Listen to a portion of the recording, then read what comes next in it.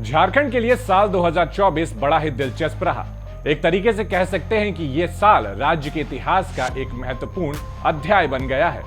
कई बड़ी घटनाएं हुई। सीएम हेमंत सोरेन जेल गए, 5 महीने बाद जेल से छूटे तो चुनाव में प्रचंड बहुमत से जीत भी हासिल की, दोबारा सीएम भी बने।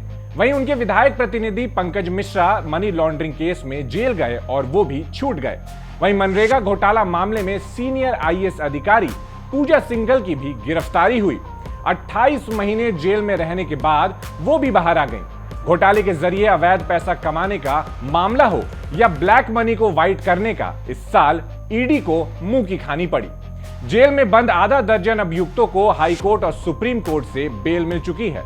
चलिए अब साल 2024 की हम आपको पूरी कहानी बताते हैं। झारखंड में 2024 में भ्रष्टाचार के खिलाफ बड़ी कार्रवाई हुई। ईडी, सीबीआई, आयकर विभाग ने नेताओं, अफसरों, कारोबारियों के ठिकानों पर जमकर छापे मारे। करोड़ों की नकदी जेवरात जब्त किए गए। मनी लॉन्ड्रिंग, जमीन घोटाले और अवैध खनन जैसे कई सारे मामले सामने आए। वहीं झारखंड हाई कोर्ट और सुप्रीम कोर्ट से मनी लॉन्ड्रिंग केस में जेल में बंद कई आरोपियों को जमानत मिलती चली गई।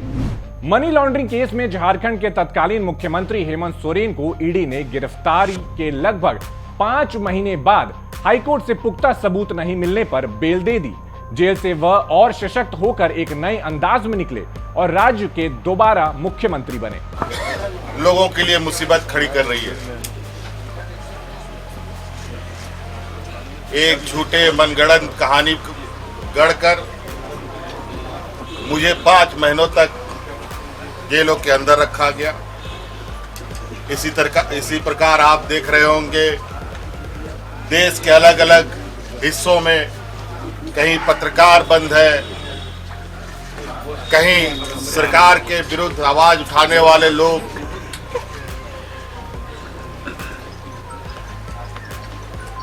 और उनकी आवाज को कुचलने का काम किया जा रहा है। बात करें साहिबगंज जिले में अवैध खनन से जुड़े मनी लॉन्ड्रिंग के केस में मुख्य अभियुक्त पंकज मिश्रा की, तो उन्हें भी लंबे समय तक जेल में बंद रहने के बाद इस साल हाईकोर्ट ने बेल दे दी।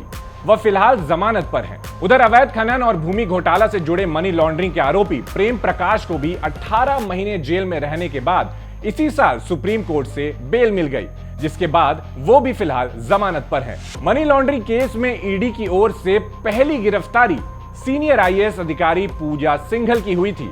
उन्हें मई 2022 में गिरफ्तार किया गया था, जिसके बाद से वह जेल में बंद थी, लेकिन बीएनएस के तहत उन्हें इसी महीने जेल से रिहा कर दिया गया है। वे करीब 28 महीने जेल में रहने के बाद जेल से बाहर निकली हैं। इसके अलावा झारखंड हाई कोर्ट ने शराब घोटाले के जरिए मनी लॉन्ड्रिंग करने के मुख्य आरोपी योगेंद्र तिवारी को भी इसी साल जमानत दे दी।